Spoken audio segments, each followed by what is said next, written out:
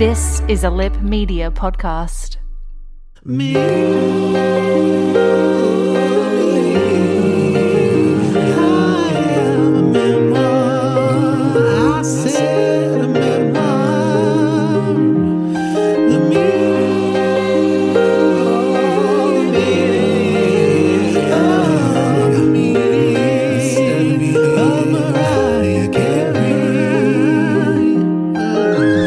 Merry Christmas, Lamely! Merry Christmas! It is, we have a special Me, I Am a Memoir, the meaning of Mariah Carey Christmas special treat. That's a mouthful. Yes. This is Fab, the fabulous Adam Richard. That is Posh, the ultra posh Phillip Lee Curtis. And we are going to be breaking on down Mariah Carey's Merry Christmas album, this festive holiday special. So I hope you're feeling especially festive. But first up, some festive me moments. Me moments. So, I mean, so many things happen around Christmas this year, but just a little something I stumbled across that I thought might be fun for the Lamley is there is a makeup artist called Jamie French, who is quite hilarious. And she started this new thing called Makeup and Movies. Right. Where she does her makeup and breaks down movies. I discovered it because she broke down probably the second best musical of all time. Yes. From Justin to Kelly. I have not seen From Justin to Kelly. I unfortunately have. But I feel like I don't need to because she did such a brilliant job. Yes. She green screens herself into the film. Oh, that's great. There is so much happening while doing makeup. I'm not sure why she's doing makeup, but it's fine. Yeah. You get it, girl. And I then stumbled upon just this morning that she has a makeup and movie review of Glitter. I've actually not finished it yet, but I just wanted to bring it into the me moments just so that the Lamely knew it's there. You do have to have the sense of humour to get through it. However, if you're listening to this podcast, you're probably already on board. Yeah. But I just wanted to, point it out because it was just, she's so fun, so funny, and it's a little something that I've not stumbled across before. Oh, that's great. So I just thought it would be a little bit of I love fun. anyone watching Glitter. I love it so God. much. It is Just... Yeah, we need to be friends with her is what's happening here. I will never forget trying to make Sam Simmons watch Glitter at my house one day. You should go on that show where they're all trying to make each other laugh. Oh. But just your whole time is spent watching Glitter. Have you met me? I would be booted out of that show within the first 12 seconds. I would make myself laugh. That's the issue. I know. Like, I'm the funniest person I know. I'd be screwed. But then I'd also win because I'd make myself laugh and therefore I would win. You know? So No, that's not how it works. I would have been stuffed with Frank Woodley. Oh, yeah. Like, he just has to flitter his hands and I'm on the floor. Oh. But the other little bit of a festive me moment is I thought, with this month, Mariah has been talking about some of her Christmas traditions and playing the carols and all this sort of stuff. So I thought we could talk a little bit about our own festive Christmas traditions. Is there one or several things that you do each year to get into the spirit? Well, I listen to Mariah Carey's Christmas albums on endless repeat. I also buy a lot of baked goods. Like, they've got these star biscuits at Aldi that I've gone a little bit crazy for. The Danish butter cookies in the tin. For some reason, it's not Christmas unless I've eaten at least 2 whole tins. I love it now. I've gone from 3 chins to 2 COVID chins and slowly starting to, drop a little. And you're like, I'm just going to pick up the slack and eat everything at Aldi. You know what I miss, though? And this year, I feel really sorry for any kids this year because of the COVIDness. I miss sitting on Santa's lap. When I was a kid, that was my thing. I used to love to sit on Santa's lap and then tell him, all the things that I wanted. Like, when I was a little kid, Maya in Melbourne you went upstairs, and it was a production. Like, nowadays, going to sit on Santa's lap is like, oh, you were just going to sit on some creepy guy's lap in the middle of the shopping Fountain centre Gate, on the way. Yeah, just on the way to Coles. We'll just go and get a photo and then go. But in the old days, it was like a production. Like in the 70s, you had to go all the way to the top of Maya. Like it took about 14 hours because there's like 1,200 escalators to get up. I used to go with my nan. And then you'd stand in line for ages. Finally, you met Santa. You told him what you wanted. You didn't know that the whole reason for doing this is so your parents had a photo of you with Santa. And then this was the best bit, was then you went to the Christmas world, which after leaving Santa, you got on like a train. It was like a ghost train kind of thing, but not a ghost train. It was a Santa train. And you went choo-choo-choo-choo-choo around this corner, and then you went onto the roof of Maya, where there was a whole carnival thing happening. Like you put your balls in the clown's mouth. There's like a whole... What's on that? But there's a whole, like, all that kind of stuff going on the roof. And then you went into the toy department. Like, that was the next section. And my nan used to do this thing where, you know, now, as an adult, I know what was going on. But as a child, she used to take us through the toy section with a shopping trolley and say, what do you think the kids at the children's home who don't have any parents would want for Christmas? And so we'd be picking stuff out and she'd be putting it in the basket. I was like, Nan is so good buying these children all these amazing things who are at the children's home. And then mysteriously, Santa left the very same things for us under her tree. But 2 for 1. I know. See, that sounds amazing. I didn't have anything like that. Santa would visit, but he would come to Kinder or, you know, the local town hall or something. Yeah. On a fire truck. Oh. Yeah. I was just thinking, is this just an Australian thing? But maybe it's just where I grew up. Oh, no, I've been to a picnic where Santa turns up on a fire truck. Yeah. So I think it's probably a way of sort of But they were Santa's helpers. They weren't Santa, Santa. Santa was on top of that fire truck. Oh, no, I was always told there were people dressed as Santa because they were Santa's helpers because Santa himself was very busy. Oh, no. Making the toys. No, it was definitely Santa. I don't know what you were trying to say. Well, because one of them smelled like one of my dodgy uncles. Probably was your dodgy uncle. Probably. Yeah. I met that one.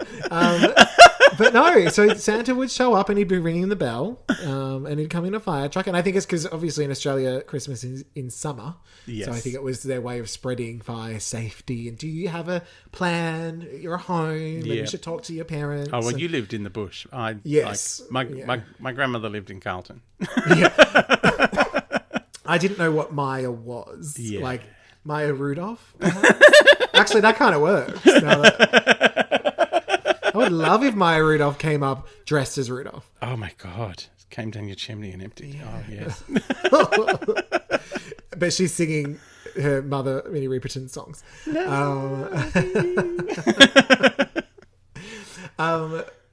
My Christmas traditions are really... Wait, did you actually answer your Christmas? That was your younger. Do you have any now?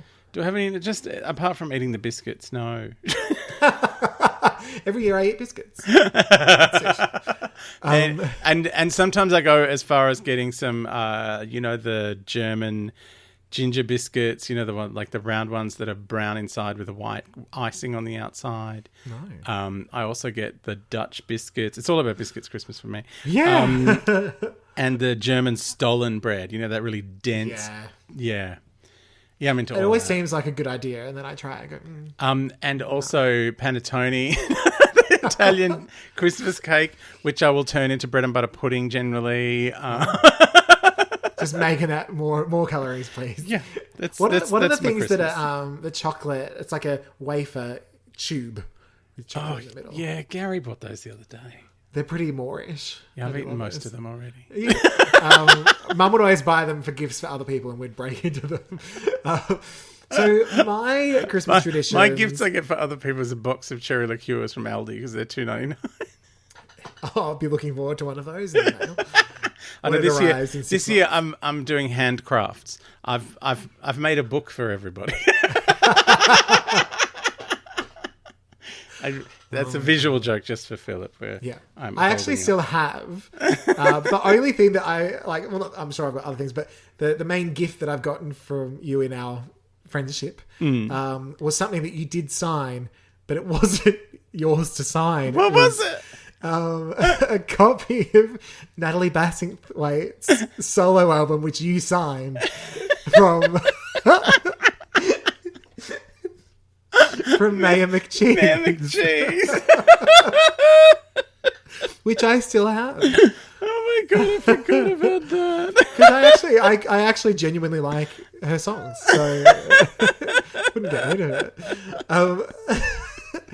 We should definitely have her on. But no, so my Christmas... I can't speak now. My Christmas traditions, like growing up, we honestly didn't have any set things beyond Christmas morning opening presents. Because it's summer. It's not like you Yeah. can't make plans. And then you've got to go to cousin or uncle or auntie's house and speak to people you don't like. I love them all. But so as an adult, and being single most of my or forever, I was like, well, I'm just going to make my own tradition. So that's actually when I started making some playlists, with Mariah and the Kelly Clarkson and the Gwen Stefani now. And I found my favourite Christmas movie, which I'm sure we've mentioned, which is A Mum for Christmas. A Mum for Christmas. Starring Olivia Newton-John and Doris Roberts. Yes. And so I watched that each year around Christmas Eve, if not Christmas Eve, as well as the Kylie Christmas concert. Oh, bless. Because it's a real concert, so it's not like a story. It's just a concert. We've got the Chrissy Hind there. Nice. And it's just very festive and very fun, and she sings Your Disco Needs You. So I mean, what else do you need at Christmas? What else do you need at Christmas? Well, yeah. See, I don't have a Christmas Eve tradition. I mean, I do, but that's because it's my fiance's birthday. Oh. So we have a birthday So party. our Christmas tradition is a birthday cake. For Is a him, I birthday. guess. Well, And we were more going to go out for biscuits. dinner, but we may not have been out last night because of the COVID. I can't tell you. We're in the future.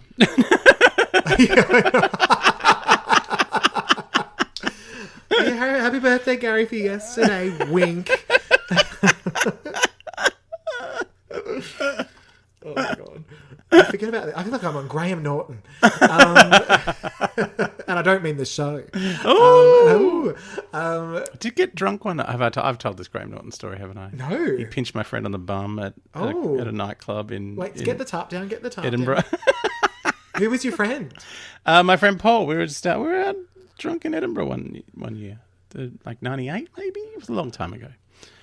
I love that all of these talk show hosts are all just twink hunters. Oh. That's a show. Oh no, I would watch, Paul's saying... a silver fox and always has okay. been. Yeah, well, that's yeah. all right then. I just think of Andy Cohen. But now I'm thinking about Twink Hunter starring Tia Carrera. Like, I feel like that is a show I want to watch. Twink Hunter. Twink It's Hunter. It's on just after Addie Parmesan Nazi. Saturdays at 7:30. But I think we should break down a little, before we get to the Christmas album, a little bit of the Apple plus Zane Lowe interview. Oh, please do. I did not see this. So we thought it would be fun if I watched the interview and then regurgitated it to Fab in the same vein that we did with the Naomi Campbell And the interview Audible and the Live. Audible. Yes, all of the things. Yes. So tell me, So I actually Zane have Lowe, he's British? Kiwi. Oh, he's a Actually, Kiwi. yeah. Via now England, I suppose. And he's quite attractive, if I remember. Yeah, I thought he might have been one of us, but I looked it up and he has a wife. No. But then again, so does the Jackman. So just I think he's go past probably, that. ambisextrous. They all are now. Well, just if a straight man wears glasses and likes music, I'm like, well, you're clearly family. He may not be on the committee full time, but he might have a rotating chair. So I've noticed I think he's doing the Apple music now. I think Right. that's his main gig, because he's had so many interviews with the Kylie, with the Gwen, with the Well, I other think he was a ones. BBC One, Radio 1 DJ. Yeah, he's definitely been sort of doing things for a long time, but for some Yeah. reason, all of a sudden, he's had this bit of a resurgence online, because he's quite good. But there is a comment that I'll make about it later. Now, I should mention, to set the scene, they were both in the room. They Ooh. really were there, sitting only about a metre apart. Get out. There were shadows, so I was like, I think they're really there. And Mariah was in really great spirits, actually. She seemed to sort of be through the more, full-on book press at this stage, where she's now just like, oh, I'm just doing this for part of the Christmas special, and she's excited for that. Yeah. She does talk a little bit about hating early Christmas stuff. So, you know how she, at Halloween, that's when she announces. Yes, she's like, not yet. She would prefer to keep it till after Thanksgiving, but oh, wow. because Thanksgiving is only in the US, really, and the rest of the world's ready for Christmas. And she says she's also kind of partly to blame for the early Christmas stuff. So she's like, well, we'll lean in. She does, just in case no one is clear, she does say and state that the Magical Christmas special is in fact live from the North Pole. Oh, there you go. So if we weren't clear on that, it's definitely. I'm so glad it's live. One of my favourite moments was when talking about All I Want for Christmas Is You going to number one. Zayn mentions, it went to number one 25 years after it was released. And Mariah says, 2 years after it was originally released. And no one seemed to get it. Like, she laughed and I laughed. But no one seemed to really get it. And then she goes on to say, which I talk about in my memoir. Like, just getting that plug in. Like, don't forget I've got a memoir. But I rewinded it about 8 times just to see her say, 2 years after it was originally released. She's so heaven. But I was just so sad for her that not everyone got it. No. Then she talked about... Because people are trying to celebrate it as this big milestone. She's like, it is a big milestone. 2 years. 2 years. Oh, we get it, Mariah. We love it. We love it. She talks about how, people came on... to the special, how that came about and all that sort of stuff. And she said a lot of it was stuff she'd wanted to do for a while, and some people reach out. But she says around Christmas, people just start to reach out to her. And this is when she says that she wonders, am I really like Santa Claus?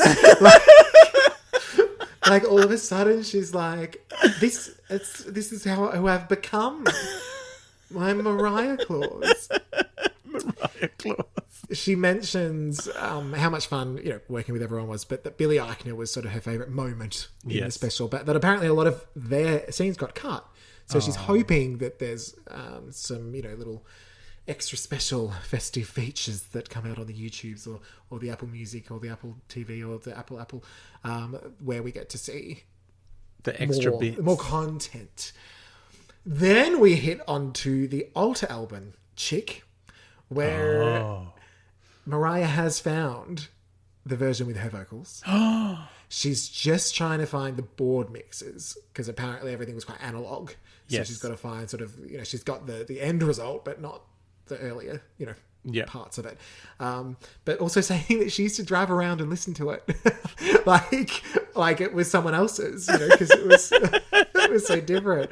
So I'm just imagining it like Mariah. I mean, I imagine Mariah listening to her own music anyway. Yes. But well, wasn't that what Nick Cannon said when she was about to have the baby, that they had to play all Mariah Carey songs to her stomach? Why she couldn't just sing to herself, we'll never know. Well, because, you don't want to push your diaphragm on top of the baby's head. I'll take you. If she'd been wearing the diaphragm in the first place, the baby's never would have happened. Different God, imagine if it was still in there. Now, she talks about the little J Hard Ariana moment with those Santa, saying that she'd always wanted it to be a Supreme style girl group kind of a song. So bringing in the J Hard and the Ariana kind of made that come to life. And that she seemed actually really excited about sort of vocally producing it and all that. But it was quite funny when she's talking about the girls individually. She mentions, you'll hear J Hard and you'll know it's her, and you'll hear Ari and you'll be like, oh, that's a great interpretation, which I think was genuine. I think it was genuine, but I just think she knew that people would be zeroing in on her commenting on Ariana. So it didn't come across as insincere. Yeah. It was just an awkward pause. And it was quite funny. Because I know how many people would have been waiting for her to mention Ariana. And she was very kind about her. And obviously wouldn't have her on if she didn't want her there. No. But it was just really funny how just an awkward pregnant pause going on there. Oh, dear. Now, something that wasn't actually a spoiler, but does sort of something to, I suppose, look forward to. It's not a positive thing, but there apparently were some difficulties around the recording of Merry Christmas to You. Which wasn't established that it was in the book, but I'm guessing if Zayn brought it up, it must be. Yeah. So I'm curious. That was when she was pregnant as well. So I'm curious. Yeah. She said it was a very hard time. So kind of what she was talking about there. Then she gets confused about what songs are on which Christmas album. To which she says, because I have so many Christmas albums. But that was sincere too. I'm like, you've only got 2. But it sounded like I've got 19 Christmas albums. Well, she keeps reissuing them with extra songs on them. That and is then, true. Like, I'm putting this one out now and there's Justin Bieber's on it. Now I'm putting out with this one with John Legend on it. Like, it's... Now it's just got some extra jingle bells in the background. Extra festive edition. Yeah, and I just recorded a new music video for no reason, apparently. Yeah, so I get where she's coming from. Also, she does do Christmas concerts every year. So it was just funny the way it goes. I know. She makes me laugh. I know.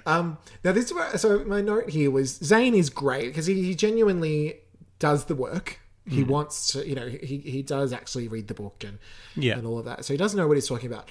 But he can get a little Oprah-splainy. Oh, no. But it's more in a way of over-interpreting the meaning in things and like telling you what that song meant. And the whole time I was like, look, honey, WAP isn't about the collapse of the Berlin Wall. Like, calm down. Like, you don't have to read that much into everything, honey. And of course, Mariah just kind of, yeah, of course. But you can sort of see on her face, like, sure. I don't know. I just wrote it about wanting to like Christmas and no. I like Christmas. Yeah. Wanted everyone else to like Christmas. And I am. That does make me laugh because sometimes that's the beauty of music. You can interpret it different ways, and of course there will be songs and meanings to things that we don't understand or that we will understand better after the book. But I'm sure there are some songs where she goes, "I just wanted to write a fun song. Yeah, that's all." Again, Oh Santa, it's not about World War II. Like, no. it's just a song about Santa. Yeah. She does, of course, mention different family members in air quotes. She literally does the air quotes. Air quotes for family different members. Family members who are no longer family members to me. She then touches on Christmas depression and sort of talking about how people can get down on the holidays and things. Basically saying, and we know more about this now thanks to the book, that she just won't allow herself to go there. Yeah.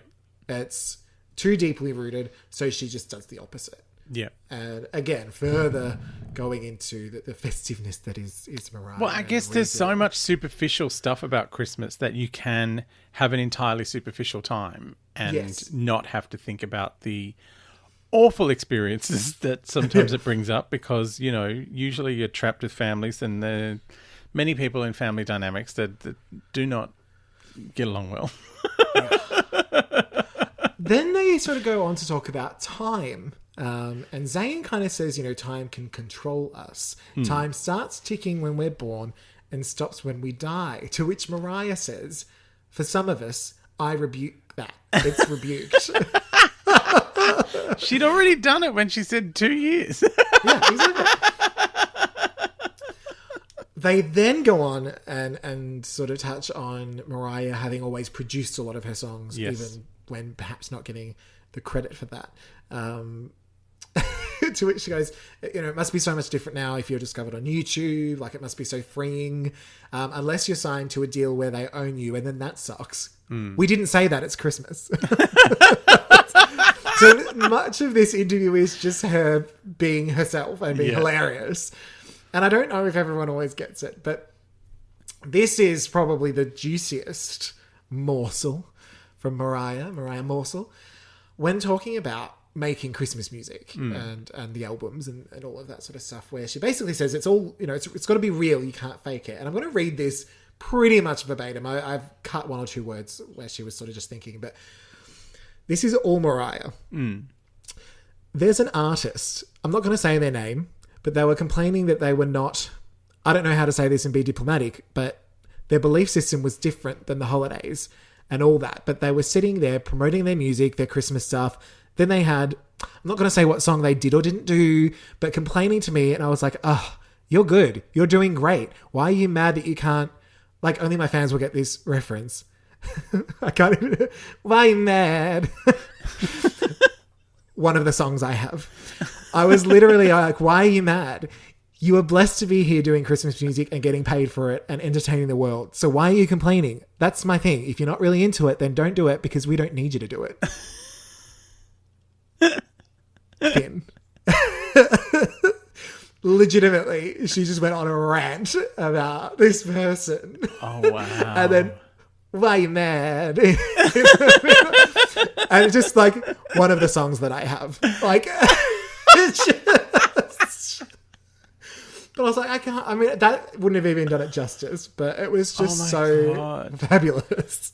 Who was complaining to it? Well, so I did have a little look online, and people, all sorts of things were being thrown around, from John Legend, but then he was mentioned later, and she sort of was talking about how much she loves him. Some of it was more like writers she'd worked with. Others were saying it could be the Bublé, or, it could be anyone. But it's about the belief system. It's someone who doesn't believe in Christmas. Believe.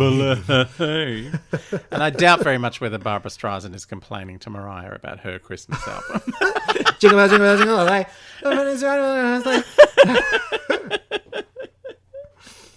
This, I just feel like I have to make a side note that I watched The Christmas Setup starring Fran Drescher, which was a gay I saw movie. that you watched that. Was it fun? Oh my God, it was so much fun.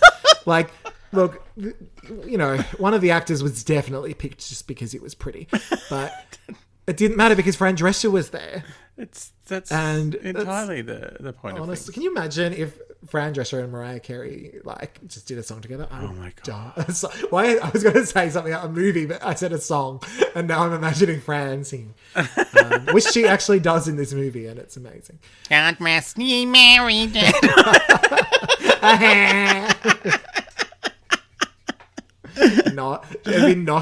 Instead of dashing through the snow, it's noshing through the snow. I could do a whole album.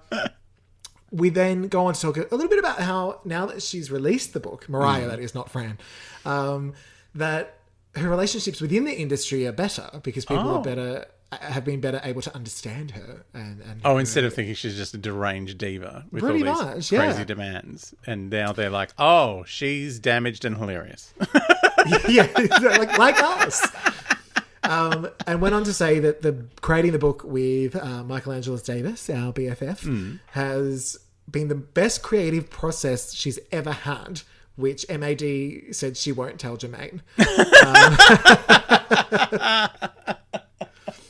And just sort of talking about that she wanted to collaborate on the book because she had offers to do it by herself, but she's like, no, I want to do it with Michaela because that's where I work the best. Yeah.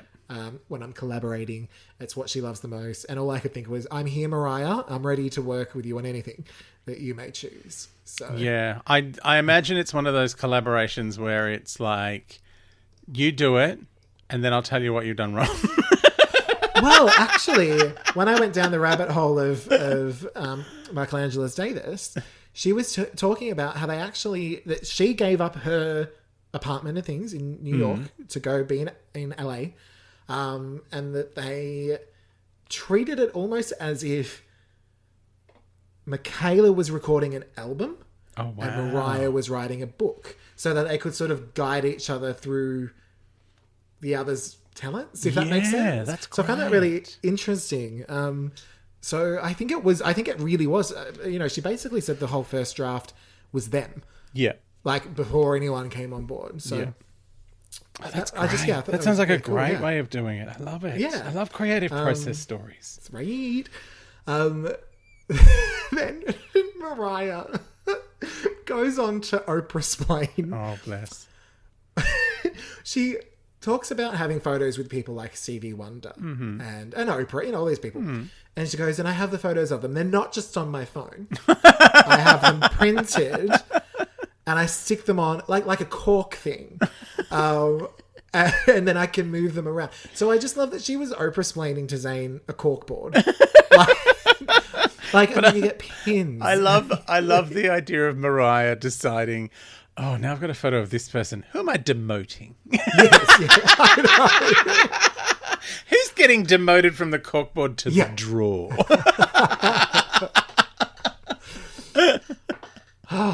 So Gwen Stefani, it's into the drawer. Yeah, she did that Christmas album, and it wasn't my favourite. Yeah, so she's off the wall for doing a Christmas. That's my thing. Yeah.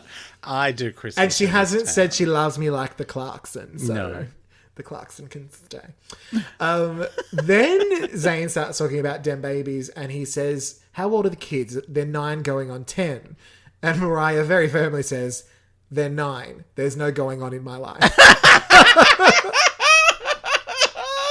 Oh my God, those poor kids. Their clothes will be I too small in know. about 4 years. I know, we're not going on. You are 9. There's no going on. And then she talks about having recorded with the kids a song. So she wrote a song over a track that she must have been given or came up with herself. Then she's reinterpreted another track sort of within that track. So I'm thinking similar to Save the Day. Yeah. That the kids sang on at 6 years old. And she's like, I want to release it. Maybe it'll be an Apple exclusive. I don't know. Ooh. Just her hinting, let's collaborate more. Because they do perform on... I know it's on Mariah. yeah. One of the songs. But yeah, so I'm like, okay, so there's another song. I'm like, I wonder what the other track, whether it's one of her own tracks that she's sort of remixed or... Maybe. Because that's a very Mariah thing to do. It is. And then she goes on to shade Nick Cannon by talking about rock, like both rock and roll, things they love to do and all that. But she goes, rock... Of course he plays Fortnite. Yes. I wouldn't have allowed him to play Fortnite yet, but Co-parenting. and I was like, "Oh, Nick, you in trouble? You in danger, girl." But the really nice thing I liked was she was sort of talking about the kids and what they want to do, what they want to be, and very much just saying, you know what, they're just going to do what they want to do. Like, I'm not going to pressure them. I'm not going to push them into music. They've got to want it. Yeah. So if they do that, they've got to want it. And she's like, I don't think they do anyway. There was also one moment where they were talking about George Michael and her covering One More Try, which I know was not your favourite, but apparently George loved it. Of course George loved it. He's gay. So I think now you and George Michael are in a feud. I'm not getting into a feud with deceased celebrities. Why? I do. I know, but you're weird. I just really loved George's song, and it was a really important part of my kind of teenage angsty years. And it's a really full-on, gut-wrenching thing. And I like Mariah's version, but, the George one is really... It'd be like if someone did a cover of I Don't Want to Cry, which I know is not Mariah's favourite song. I actually did tweet that I think Mariah, all I want for Christmas is a list of the songs Mariah doesn't like. Of her own songs. But just so we know. I Don't Want to Cry is just one of those songs, like, in fact, everything on that album. Like, if anyone sang one of those, you'd just be like, what are you doing? And so I had a bit of that with Mariah singing One More Try, just because I'm like, it's got a very personal place in my heart. Okay. See, that's how I'd feel if someone covered S Club 7's Don't Stop Moving. Yeah. Yeah, but it's a different situation. I think mine's probably a little more personal. Don't fuck with S Club 7. Someone actually put up a thing the other day saying, if you had one seat at your Christmas table left, which Spice Girl would you offer it to? Oh. And my response was, I would kick my family and friends out so that they all had a seat. Like, what? Of course sorry. You can't choose everyone one. else. No. I mean, you can, but but I want them all. But the end of the interview did touch on a little Christmassy stuff, but I think we'll leave that to the end because we can participate in that. Oh, excellent. But I think it might be time to break down Merry Christmas, the 1994 Christmas album. Hello, hello, it's Brooke Devard, host of Naked Beauty, and I could not be more excited about Kate Spade New York's summer collection. They are celebrating 30 years of the brand, and the Kate Spade New York design team really outdid themselves with this summer collection. There's a gorgeous lemon-inspired raffia bag that I love, and the Bahamas sandals. It's a low heel with a feather detail at the toe. Take me on vacation immediately so I have an opportunity to wear these. Go to katespade.com to shop the Kate Spade New York summer collection now. I promise you're going to find something incredible for your summer outfits. Bring me on down. So this is where it gets fun because Fab is of a similar vintage to Mariah, so two apparently. I'm 2 years old. Yes. Whereas I was sort of born into a world where Mariah was already a Mariah. Yes. And the Christmas albums and songs kind of just were there. We didn't. I never actually had sat down and listened to the album as a whole because it was just added to other playlists and cassettes. This was a new Mariah album with new Mariah songs and many covers. I thought this was a bit like when Gloria Estefan did that album of covers and sang. I actually mentioned that in my. Legitimately, it's in here. So I remember that album, and that was the same. That album was also we got the same time as Daydream. So yes, that was like this was like that, but it had a couple of originals on it, and they were all Christmas themed because everyone was doing covers album back then for some bizarre reason. But no one was doing Christmas albums. Only Mariah. Only Mariah. Seriously, no one else was. Like the last person who did one was probably Elvis. That was 3 months earlier. But like it was not a done thing. No modern artists did Christmas albums. Like it was something you kind of did at the end of your career, not as like your third and a half album. I also love that she mentions just how young she was. She was so young. And she's also young now. Yeah, she's still young. Eternally young. Yeah. So what I did is I went through each song, and I've got a little bit of info on the songs, and gave them all a rating out of 5. Excellent. There's going to be some disagreement with the Lamley. I'm sure there will. And that's okay. This is just a first listen to some of these. Others, of course, I've known forever. Yes. But I thought it'd be fun, me kind of coming in as the newbie, Fab not even having to write notes. No. Visceral, physical memory. There it is. Boom. I'm doing boom actions. So let's start with track 1, Silent Night. Holy Night. Written by Franz Xaver Gruber. I'm just pretending that's how you say it. And Joseph Moher in 1818. So we're well into public domain. We're all good. No one has to get any publishing rights for this one. Now, this is actually one of my favourite Christmas songs. Yes. I just have always found it quite haunting. And it is. Just always kind of there. My favourite version is actually the Kelly Clarkson, Trisha Yearwood and Reba version. Yeah, I know that one. Just a very stripped back one. Whereas this is a little bit more choir, a little bit more church organ. I would actually really love a version of that if Mariah did it as a stripped back. Yeah. Almost acoustic-y. A bit like she did in the concert. It was a bit like that. Like it wasn't quite as produced, like with all the... Because there's a lot of layered vocals in this one. Like Mariah sings all the parts. So I think, to be honest, for me, this wasn't a favourite of mine from the album. I think because it was a little overproduced for mine. Oh, no, I loved this. Like, you love it? Yeah. Well, because it's like you go... I still remember the first time I listened to it, I was like, oh, Silent Night is the first song. All right, let's see how that goes. And it is like a... Because, you know, the next song on the album has huge production. So you need to take, like in the old days, when people would listen to albums from beginning to end, you had to take these kinds of things into consideration. So you need some production, but also you need a bit of tradition, which is singing a traditional song.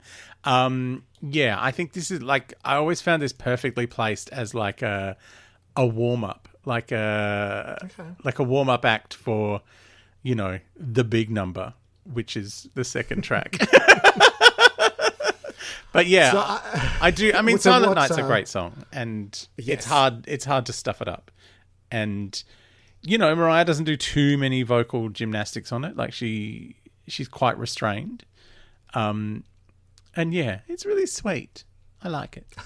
I feel like I'm going to be attacked now for my score. You're going to give it 2, aren't you? I gave it 2.5. I'm not. So it's in the middle. It's not hideous, but it wasn't my favorite. Yeah, I'm giving this infinity. Don't worry. Okay. There is more higher scores to come. Don't you worry. So I am sorry to the landlady that love it. You can love it. That's okay. It just was not. It's a generational issue. I understand. Yes. I'm just so young. It's crazy. Now, track 2, of course. All I Want for Christmas Is You. Yeah. Written by Mariah and Walter. I've actually never said his last name. Afanasio. In 1994. Now, my note on this is, this song never gets old. Gold standard, essential, yes, classic, iconic, untouchable, no other, festive, miracle, Santa could never. Yeah. Before it became played in every shop in the world, I was playing it every day. Like sometimes instead of putting this album on, I would just pop this one song on repeat. Yeah. Yeah. And the beauty of, I would have been 4 or 5 in 1994. So to me, it's probably one of the first Christmas songs I heard. Like, so it is a standard Christmas track to me, and always has been. Everyone else is just late. But I mean, what else do you say? It returned to number 1 2 years after it was released. 2 years later, I know, amazing. Yeah, crazy. That's a record. I'm 25. Yeah. Yeah, I'm 25, not the song. But yes, of course, I gave this 5 out of 5 or infinity. Yeah, infinity for me as well. Okay. On to track 3, Oh Holy Night. Just a singular O, no H. Yep. Which was written by Adolf Adam, or as I call him, Rudolph Adam, in 1847. It's another Christmas fave. I personally think it's a lot more successful than Silent Night, as in her rendition. Yes. I think it's just more simple and effective for my liking. I think if there was Silent Night done in a similar way, I can understand why it wasn't once I got to this track. Mm-hmm. But had it have been similar, I probably would have given that a higher score. What are your thoughts on Oh Holy Night? I had, no one really did this at Carols by Candlelight before Mariah put it on the album. It was not, I think it might be a big thing in maybe Europe or America, but it was never really high on the rotation on carols in Australia. Because maybe it's a bit too Christian-y with the word holy. Yeah. We're a little bit more of a multi-denominational country. We sing about Santa in a ute. It's very strange. Like we're very much about the commercialization of Christmas as opposed to the Jesus-y bits. So I think this, on this album might have been the first time I'd really experienced Oh Holy Night. And Lord, aren't there some spectacular key changes involved here? I mean, anyone that can squeal divine the way Mariah squeals divine. No, Oh Night Divine sounds like it sounds like she's creating a drag queen every time she sings it. Good girl. Good girl.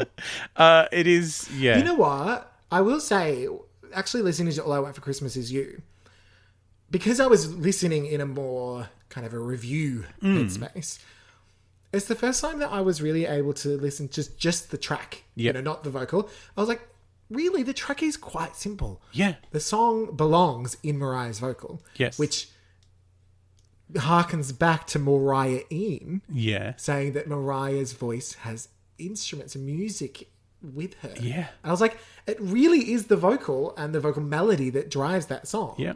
The rest of it is just... You could chuck any old orchestration on that. In fact, she did it a few years later, I think released it as a single with a school choir, a primary school choir. Oh. And they sang along to it. And it's just like, yep, you do that, Mariah. Yeah.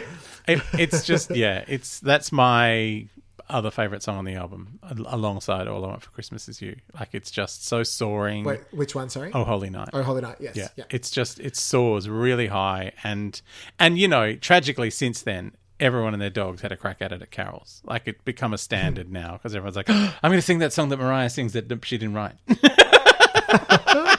But like Mariah, can leave. To libble dibble doubt you. Without you. So I gave this one a 4 out of 5. I did quite like it. Oh, this gets infinity.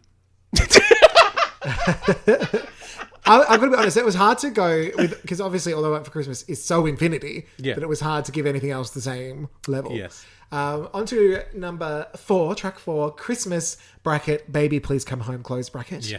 Written by Phil Spector, Jeff Barry, and Ellie Greenwich. I would say Greenwich, but it's probably... Yeah. I feel like Phil Spector's not someone that's celebrated anymore. Well, no, he's a murderer, but he also... Is that what he did? I forget. It's been a while since I've gone down that Wikipedia hole. But he also produced one of the best Christmas albums of all time, which this is a track on, the Phil Spector Christmas album. And the original of this is Darlene Love, which is, amazing. And Mariah does a bravura performance on this, and it is great and fun. But just, if you've heard the Phil Spector original production, he created the wall of sound. And it is pretty spectacular. And this is great, and I love it. But, there is an original. Yeah, this is the one that I wrote, a song that I knew but I didn't know. Yep. I wrote that as a fun version, but yes, I think hearing the original, you just say, it is very good. So I gave it a 3. It's, it's certainly not a bad rendition. I would enjoy it if it came on, but I may miss the original just a smidge. Yeah, I'm giving this infinity minus.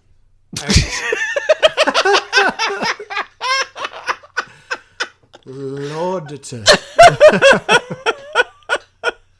Which is just above 10, but below infinity. I should let people know. Oh, they're out of 5, aren't they? It's above 5, but below infinity. Yeah, sorry. I should say to people, I am quite a tough or conservative reviewer, but I do it to my own songs as well. I'm like, oh yeah, that song's really just a 3, but it needed to be on there to make sense for the next song. Yeah. So I'm hard on Mariah because I love her. Yeah. Track 5, Miss You Most, bracket at Christmas time, close bracket, written by Mariah and Walt. I can't say the Athanasius. So I have written that this is about Mariah missing someone, possibly Nana Della Reese. Because she does not miss the Parmesan Nazi. No, that was Addie. No, I know. I'm saying... Yeah. Yes. Oh, yes. Yeah. Because I was she like... doesn't miss the Parmesan Nazi, so it must be Nana Della Reese. Must be Nana Della Reese. I was like, there's no one else that I can think of. Now, Billy Eichner did recently cover this. Oh, I saw that. My note is he covered it on the Late Late Show with I Don't Know Her. Because she's become a little annoying. Yeah, a little bit. The host of that show. Unless I'm on it, in which I love them. But I had to stop watching that Gavin and Stacey. Oh, yeah, that's no good. Because I couldn't stand it anymore. But I haven't actually watched the Billy Eichner version. Have you? I have. How was it? It's sweet. He does a rather sweet rendition of it. He does a version. I have complicated feelings with this song. Because I loved it. And it was, you're like, oh my God. So we've had All I Want for Christmas Is You, which is upbeat Mariah. And now we've got original Mariah Christmas ballad. What more could you want? Mariah belting about how sad Christmas is. After having belted how amazing and fun Christmas is. Yeah. So this album came out in 94. My mother passed away on Boxing Day in 1996. So the next year when I listened to the album, I couldn't make it through this whole song. And so for the many years afterwards, I have skipped it. So yeah. So I can't really give it a score myself because it's... Yep. I remember loving it, so it gets infinity from memory.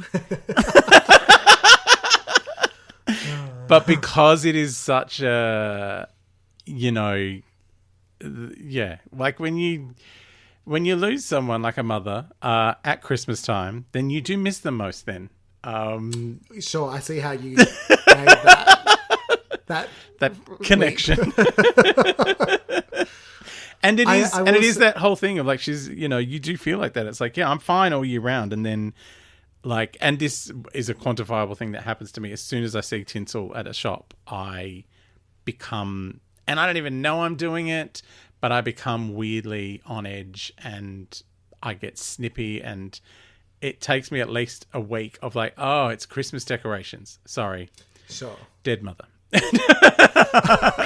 I get a bit crazy at Christmas because of the dead mother. And it's, yeah, because she sings it, you know, in the springtime, everything's fine. It's like, it's, yeah, but Christmas.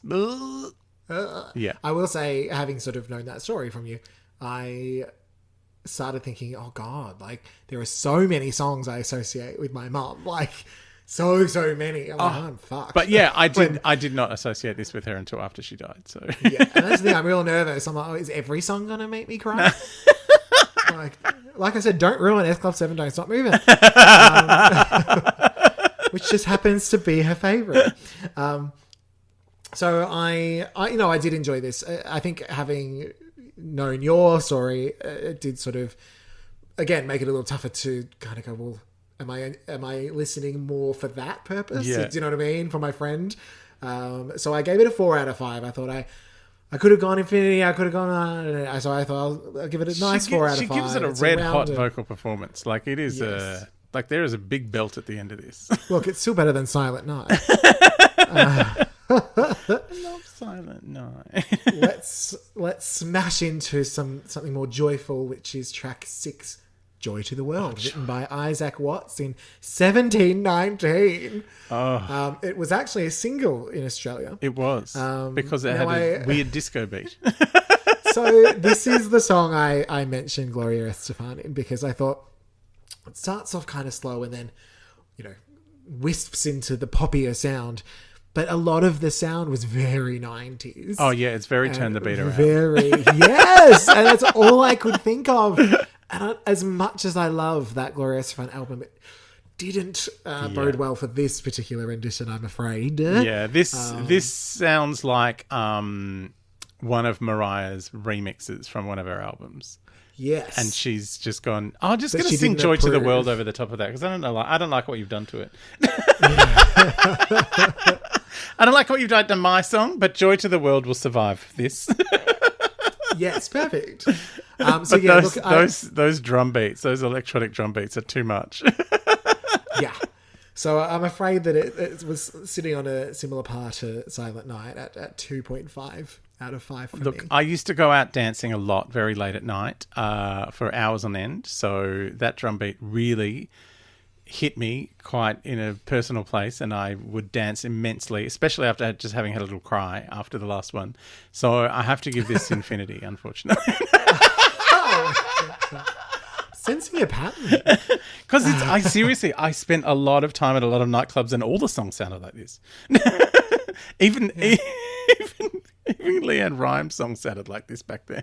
Track 7, Jesus, Born on This Day, written by Mariah and Walter.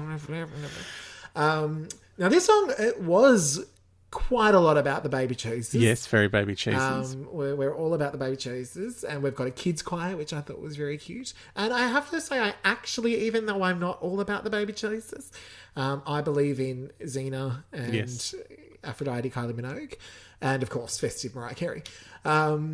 Not so much about the church, but I thought it was cute, and I like the vocal, I like production, and so I actually gave this one a 4 out of 5. I love this song. Like, I've always loved this song because it's, you know, again, of the 3 originals, we've got our upbeat poppy Phil Spector-esque one, we've got our traditional Mariah ballad one, and now this one is like, I'm going to write a Christmas carol that sounds like a traditional Christmas carol, but is one that I've written and everyone can pay me for it for time immemorial. And I have seen this performed on carols by candlelight more than once. Like, people crack this thing out like it's an old song that's been around forever. Yeah. And it's such a great song. And again, you know, just give me a key change any day. I get very excited by the whole thing. Do you have a personal favorite key change in history? In history, it would have to be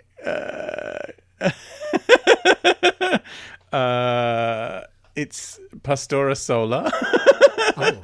from the 2012 Eurovision Song Contest. Oh. Singing, I need to look this up. singing Quédate Conmigo, where she belts it like it's full proper Celine Mariah, belting a note through a key change and then sliding up into the next key. While a wind machine comes on and her white dress starts flapping. Of course. I've looked that up to have a little listen to later. You will love it. I have no idea what she's singing because it's all in Spanish, but Doesn't matter. it is the key change to end all key changes. It's just one of those moments where you go, this is why we watch Eurovision. I do love the Euros. For a woman in white singing her way through a key change while a fan comes on. Like that is it. That's Mariah. That is, I know. It's I do Jesus Born on This Day is just like such a great, it's got a great structure for a song. Like it's a really beautiful kind of simple carol. But yeah, the production is really nice as well. It's just, it gets infinity, unfortunately. Okay. I will interject and say that my favourite key change, it's not even probably one people would expect, but it's Belinda Carlisle, Heaven is a Place on Earth. Oh, yeah, that's a good one. Just because it comes in a couple of beats earlier than you think it will. And that, for some reason, just gives me Christmas warmth, is what that gives me. I also am very fond of the many key changes in Love on Top by Beyonce, but I feel like she's going to explode before the end. I know, it doesn't quite have the same power anymore because it's like, well, there's another one. All right, the first couple of times you hear that song, you're like, and again. Smashing on to track 8, a little Santa Claus is Coming to Town, written by J. Fred Coots and Haven Gillespie in 1934. Now, the first question I have, this is not the original melody. Was this the Jackson 5 melody, or was someone else doing it before Jackson 5? I don't know. I know before I heard Mariah do this one this way, I'd heard Bruce Springsteen do it. I think he did it in concert one year. And that was released as a single. That was like a thing for a while. It's been around since at least the 60s, this arrangement. But it's a fun arrangement, though. Yes, yeah. It's a bit poppier. Yeah. Makes it, a little more modern. And it's fun and it's silly. And all the kids at the, running around the tree and excited about the presents. Like, it's got a real palpable at someone's house on Christmas Day feel. Yeah. It's so silly and fun. I also think the production is quite similar to All I Want for Christmas Is You. Like the like that kind of stuff is very harkens back. I mean, it's all very. It really does borrow a lot from that Phil Spector Christmas album. Like all of the songs kind of sound like that on that album. Yeah, sure. Okay, well, I might have to check that out. You'll love it. You will love. So I gave this one a 5 out of 5. Not quite infinity, because that's allotted already to All I Want for Christmas Is You, but definitely a 5 out of 5 because it is a classic. Yeah, it's a staple on my Christmas playlist. But yeah, this gets infinity, obviously. Okay. Yep. Track 9, Hark the Herald Angels Sing / Gloria bracket in excelsis Deo. Close bracket. In excelsis Deo. I'm a bit refluxy. I keep trying to not burp into the So I love that Mariah invented the mashup. Yep. So Hark was from 1739, and Gloria 1862. I mean, I didn't really even write anything. I liked it. I gave it a 5 out of 5. Yeah, it's it is traditional, big vocal, lots of choir, proper carol singing. For if someone's like, why do we hear all these bloody pop songs? I need to hear a carol. And this one comes on just to shut up your nan on Christmas Day. And it is perfect. She's like, oh, yes, no, I like that one. We can keep this keep this album on now. Nan's been dead for 20 years, but she still complains. She still complains when the pop songs come on the Christmas album. So track 10, Jesus, oh, what a wonderful child. Now, this was interesting. This was a traditional song, but it was hard to pinpoint when it was written and who by. Well, because it's it's a gospel song. Like, it's a full churchy gospel song, which kind of change and develop over the different, places where they've been sung over the centuries. So it's just developed into what it is. So the lyrics were pretty to the point. Mary was his mother. Yep. He's the son of God, etc.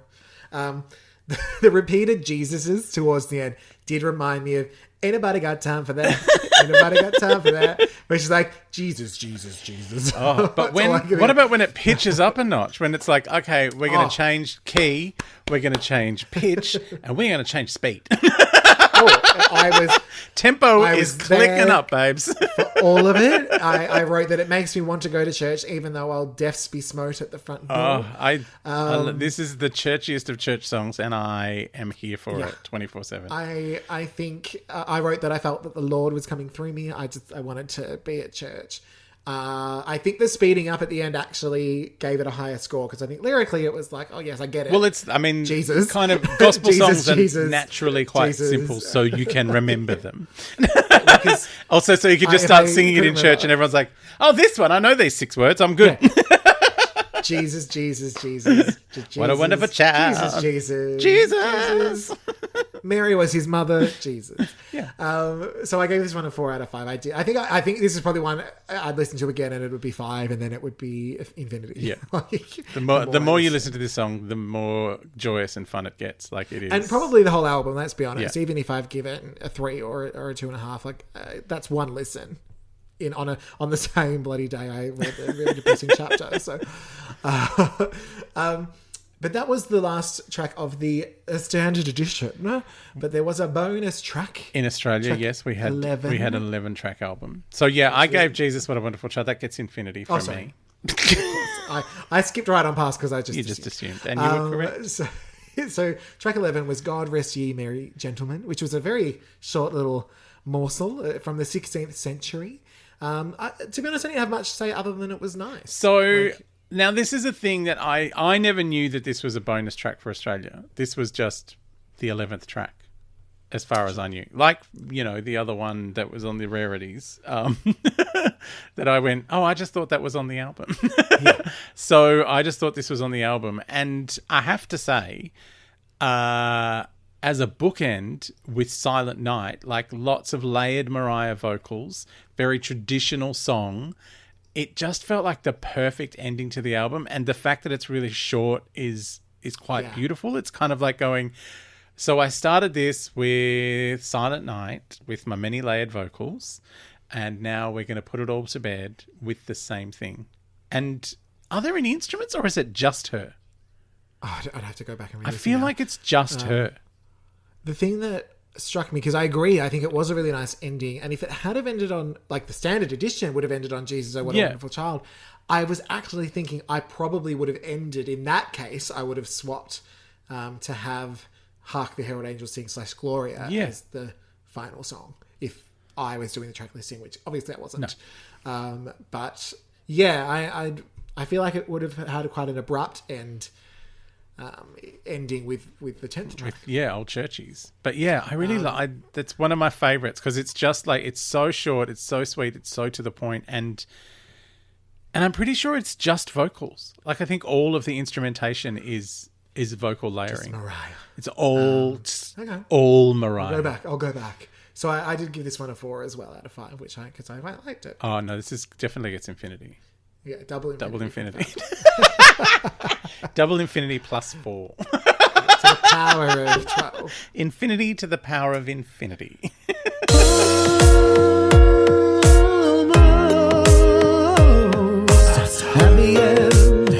At the end of the podcast, baby. Almost there, almost home. You could probably say, but you won't because of copyright. Now, this brings us to the end of our little Christmas special. I'm so glad everyone joined us. We do have one little smidge of a thing that was actually the end of the Zane Lowe interview, but I thought we'd make it the end of our special. before we head into 2021. I hope that this isn't a case of similar to Dandelion Tea, where we're like, this couldn't get any worse. No, don't! Touch wood, touch wood! So the last question that Zane asked of Mariah was, what is the meaning of Christmas to her? Which her answer was, it is the birth of Christ, but it's also the meaning of love for her. So I wanted to ask, Fab, what is the meaning of Christmas to you? What is the meaning of Christmas to me? It is the opportunity to play one of my favourite albums of all time every day without fear. Because it's bad luck to listen to this album in May. We have heard. But yeah, it is. I mean, there's I've spoken before about my favourite writer, Connie Willis, and her many Christmas short stories. I have discovered on the Binge app there are 1,000,001 terrible made-for-TV movies about Christmas, and I am going to watch all of them. Yes. Those honestly, to just see that those skinny, attractive white people find each other is just beautiful. I know. Straight. I should have mentioned straight. One of my favourites was I watched. I don't know, was it last year or the year before? I don't know. I was at my sister's house around Christmas time in Melbourne, and we were watching. Netflix had a James Brolin movie was it Mira Sorvino? I think she was his daughter, and he hadn't been around, and then he came back for Christmas, and it's a confusing film. I didn't really understand what was going on, but anyway, Barbra Streisand sang the songs. Jingle bell, jingle bell, jingle away. Yes, that was in it. Was it? But yeah, I just love any made-for-TV movie. I probably will just go back and watch the one with Patty Duke and Stephen Dorff. Yes, of course. But yeah, Christmas to me is just a time to eat too many biscuits and a lot of ham. Yeah, okay, fair enough. I think even when I put this as the question, I've kind of struggled to think about what it is for me, but I think just now doing this and everything else, I think it's almost just like you get to be a kid again for a couple of days. Like you can be in your pajamas and just you get presents. You get presents, and it's fun and it's festive, and you can just sort of indulge in that without having to think about real life for just a minute. And I think that's all thanks to Mariah. It is. And, also Christmas Mariah for me Christmas. is a 2-week run-up to my anniversary. My 21st, 29th birthday. Yes, of course.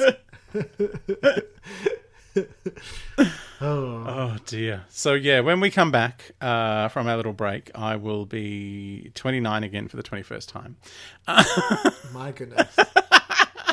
How exciting. What a milestone. What a milestone. Don't do the sums. It's terrifying. But yeah, I think that brings us to the end. I hope the Lamley have had a wonderful Christmas. If you're not a Christmas celebrator, I'm not sure why you're listening to this, but I will say my other favourite greeting, which is Merry Chrysler. Merry Christmas. Which if you know what that is, you know what that is. Do you know what that is? No. I'll send you the video. Okay. And I hope everyone has a wonderful Christy and New Year, and we'll be back with our next chapter, something about sailing away. Detangled and swept away. Detangled and swept away. That will be our next chapter towards the end of January, early February, sometime. I think so. We haven't established that, but yeah. It'll turn up. We'll let you know. I think, yes. And I hope you get a little Mariah under your tree, and if not, many biscuits. All right. Well, Mariah Christmas, Lamely. Mariah Christmas. Merry Christmas. Big air kisses. Mwah, mwah.